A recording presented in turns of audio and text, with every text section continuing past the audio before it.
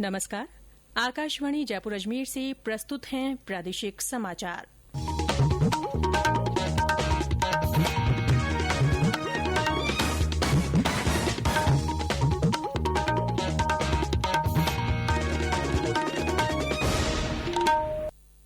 मुख्य समाचार। राज्य के 35 लाख जरूरतमंद परिवारों को 1,000 रुपए की सहायता राशि और दी जाएगी। मंत्रिपरिषद की बैठक में किया गया फैसला। राज्य सरकार ने उद्योगों के लिए 220 करोड़ रुपए का राहत पैकेज मंजूर किया। सार्वजनिक परिवहन सेवाएं भी फिर से शुरू करने का लिया निर्णय। विधानसभा अध्यक्ष ने सचिन पायलट सहित कांग्रेस के 19 विधायकों को दिए गए नोटिस पर कार्यवाही 24 जुलाई तक की स्थगित। और प्रदेश में कोरोना संक्रमितों का आंकड़ा बढ़कर हुआ 31,373। कल एक ही दिन में सामने आए 983 मामले। समाचारों के साथ मैं रितिका गुप्ता और अब समाचार विस्तार से।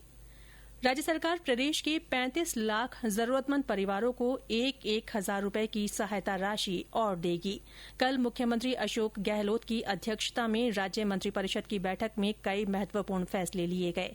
बैठक में कोविड-19 महामारी के कारण प्रभावित हुए 35 लाख ऐसे परिवार जिन्हें सामाजिक सुरक्षा पेंशन का लाभ नहीं मिल रहा है, उन्हें एक बार और 1,000 रुपए की सहायता राशि देने का निर्णय लिया गया। इस पर करीब 351 करोड़ रुपए खर्च होंगे। इससे पहले भी राज्य सरकार ने लॉकडाउन के दौरान इन परिवारों को 2,500 हजार रुपए की सहायता दी थी। बैठक में एक अन्य महत्वपूर्ण निर्णय के तहत विधायक निधि का पूरा पैसा चिकित्सा सुविधाओं पर खर्च करने के पूर्व के निर्णय में बदलाव करते हुए ये तय किया गया कि अब विधायक निधि में से 1.25 करोड़ रुपए विधायक स्थानीय क्षेत्र के विकास पर खर्च कर सकेंगे। इसके अलावा पर्यटन और होटल सेक्टर को राजस्थान निवेश प्रोत्साहन स्कीम 2019 के तहत 1 साल के लिए अतिरिक्त लाभ देने के प्रस्ताव को भी मंजूरी दी गई। मंत्रिपरिषद ने उद्योगों को रीको के माध्यम से 220 करोड़ रुपए का राहत पैकेज देने का भी निर्णय लिया है। इसके तहत 31 दिसंबर तक सेवा शुल्क और आर्थिक किराया एकमुश्त जमा कराने पर उद्योगों को ब्याज में 100% छूट दी जाएगी। बैठक में टिड्डी नियंत्रण के लिए राज्य में किए जा रहे उपायों पर भी चर्चा की गई। इस साल करीब 4,33,000 हेक्टेयर क्षेत्र टिड्डी से प्रभावित हुआ है। राज्य सरकार टिड्डी चेतावनी संगठन को मजबूत बनाने के लिए प्रधानमंत्री को भी पत्र लिखेगी। इसके अलावा सार्वजनिक परिवहन के साधनों को सोशल डिस्टेंसिंग के नियमों की पालना करते हुए फिर से शुरू करने का भी निर्णय लिया गया। विधानसभा अध्यक्ष डॉ सीपी जोशी ने कांग्रेस के 19 विधायकों को दिए गए नोटिस पर कार्यवाही 24 जुलाई तक स्थगित कर दी है। इससे पहले उच्च न्यायालय की खंडपीठ ने विधानसभा अध्यक्ष से ये कार्यवाही 24 जुलाई शाम तक स्थगित करने का कल आग्रह किया था। विधानसभा अध्यक्ष आज सुबह इस मामले में पत्रकारों से रूबरू भी होंगे। इधर पूर्व प्रदेश कांग्रेस अध्यक्ष सचिन पायलट ने कांग्रेस विधायक गिरिराज मलिंगा को कानूनी नोटिस भेजा है। मलिंगा ने पायलट पर भाजपा में शामिल होने के लिए 35 करोड़ रुपए की रिश्वत की पेशकश करने का आरोप लगाया था। इससे पहले मुख्यमंत्री अशोक गहलोत ने कल जयपुर में एक होटल में विधायकों के साथ बैठक की। मुख्यमंत्री ने विधायकों को एकजुटता का संदेश देते हुए कहा कि सत्य उनके साथ है और सरकार अपना 5 साल का कार्यकाल पूरा करेगी। भरतपुर के राजा मानसिंह हत्याकांड में दोषी पुलिसकर्मियों को आज सजा सुनाई जाएगी। कल 35 साल बाद उत्तर प्रदेश की मथुरा सेशन कोर्ट ने 11 पुलिसकर्मियों को दोषी माना था। पहले ये मामला भरतपुर न्यायालय में चल रहा था, लेकिन मानसिंह की पुत्री पूर्व मंत्री कृष्णेन्द्र कौर दीपा के आग्रह पर मामले को मथुरा कोर्ट में स्थानांतरित कर दिया गया था। तभी से ये मामला मथुरा के कोर्ट में विचाराधीन था। राजसमंद जिले ने प्रधानमंत्री आवास योजना में राज्य भर में सर्वश्रेष्ठ प्रदर्शन किया है। हमारे राजसमंद संवाददाता दिनेश श्रोत्रिय ने बताया कि योजना में अब केवल 200 आवासों का काम बाकी है।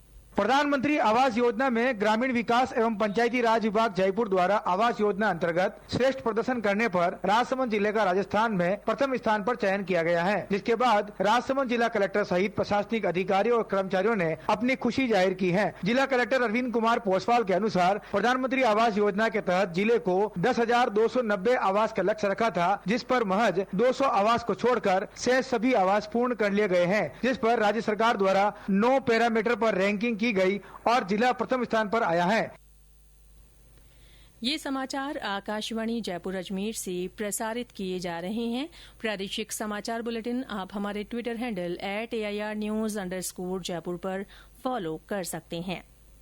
प्रधानमंत्री नरेंद्र मोदी आज इंडिया आइडियाज समिट को संबोधित करेंगे। आज से शुरू होने वाले 2 दिन के शिखर सम्मेलन की मेजबानी अमेरिका भारत व्यापार परिषद कर रही है। इस परिषद का 44 वर्ष पहले गठन किया गया था। इस वर्ष के इंडिया आइडियाज समिट का विषय है बेहतर भविष्य का निर्माण। प्रदेश में कल कोरोना संक्रमण के एक ही दिन में रिकॉर्ड 983 नए मामले सामने आए हैं। इनको मिलाकर संक्रमितों की संख्या 31,373 हो गई है।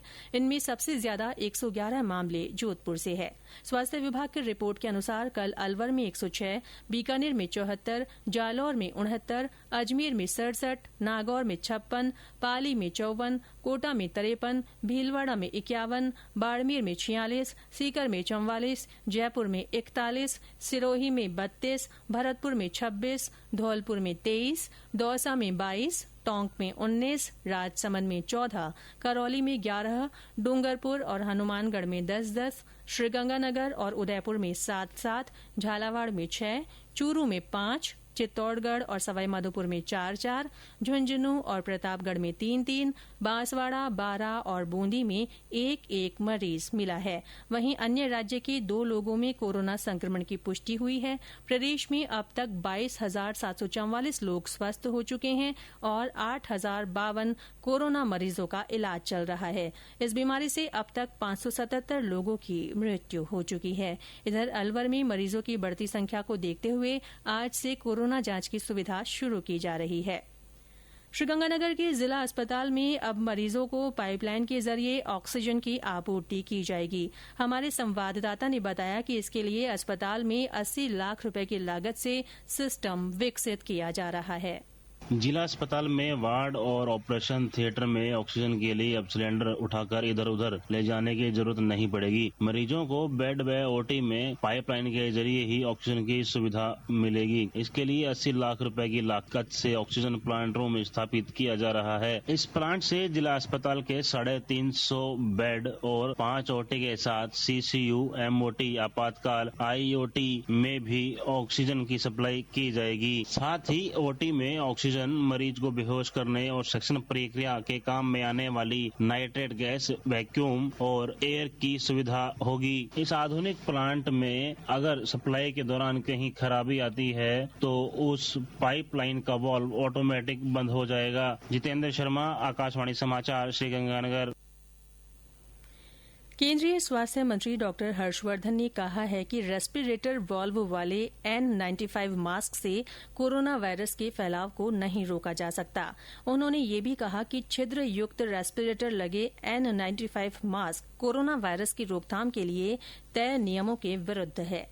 एक ट्वीट में डॉक्टर हर्षवर्धन ने कपड़े के बने 3 परतों वाले मास्क लगाने और दूसरों को भी इसी तरह के मास्क के लिए प्रेरित करने का आग्रह किया। जयपुर को बीसलपुर से मिलने वाले पेयजल की आपूर्ति 24 जुलाई को बंद रहेगी। जलदाय विभाग बीसलपुर पेयजल सिस्टम की सालाना मेंटेनेंस के लिए 24 घंटे का ये शटडाउन करेगा। प्रधानमंत्री नरेंद्र मोदी 26 जुलाई को आकाशवाणी से मन की बात कार्यक्रम में अपने विचार साझा करेंगे। ये इस मासिक रेडियो कार्यक्रम की 67वीं कड़ी होगी। प्रधानमंत्री ने इस कार्यक्रम के लिए श्रोताओं से उनके सुझाव मांगे हैं। श्रोता अपने संदेश रिकॉर्ड कराने के लिए 1800-117800 डायल कर सकते हैं या नमो ऐप या MyGov ओपन फोरम पर अपने संदेश भेज सकते हैं। प्रदेश में हरियाली तीज का पर्व कल मनाया जाएगा। इससे पहले आज सिंजारा मनाया जा रहा है। आज महिलाएं लहरिया पहनकर हाथों में मेहंदी रचाएंगी। इधर मिठाइयों की दुकान पर घेवर बनाने के साथ ही बाजारों में तीज की खरीदारी की जा रही है। प्रदेश में आज राजधानी जयपुर सहित कुछ स्थानों पर हल्की बारिश के समाचार हैं। जयपुर में अल सुबह से ही घने बादल छाए हुए हैं। इस बीच कल जैसलमेर में देर रात बिजली कड़कने के साथ ही तेज बरसात हुई। मौसम विभाग ने कई जिलों में हल्की से मध्यम बारिश की संभावना जताई है। और अब आकाशवाणी जयपुर की विशेष अपील। श्रोताओं, कोरोना से बचाव के लिए घर से बाहर हमेशा मास्क पहनें, 2 गज की दूरी बनाए रखें, बार बार हाथ धोएं या सैनिटाइजर से साफ करें, बहुत आवश्यक होने पर ही घर से बाहर निकलें। और अंत में मुख्य समाचार एक बार फिर। राज्य के 35 लाख जरूरतमंद परिवारों को 1,000 रूपये की सहायता राशि और दी जाएगी। मंत्रिपरिषद की बैठक में फैसला किया गया। राज्य सरकार ने उद्योगों के लिए 220 करोड़ रूपये का राहत पैकेज मंजूर किया। सार्वजनिक परिवहन सेवाएं भी फिर से शुरू करने का निर्णय लिया है। विधानसभा अध्यक्ष ने सचिन पायलट सहित कांग्रेस के 19 विधायकों को दिए गए नोटिस पर कार्यवाही 24 जुलाई तक स्थगित कर दी है। और प्रदेश में कोरोना संक्रमितों का आंकड़ा बढ़कर 31,373 हो गया है। कल एक ही दिन में 983 मामले सामने आए हैं। इसी के साथ प्रादेशिक समाचार बुलेटिन समाप्त हुआ। हमारा अगला बुलेटिन हिंदी में दोपहर 12:30 बजे प्रसारित होगा। नमस्कार।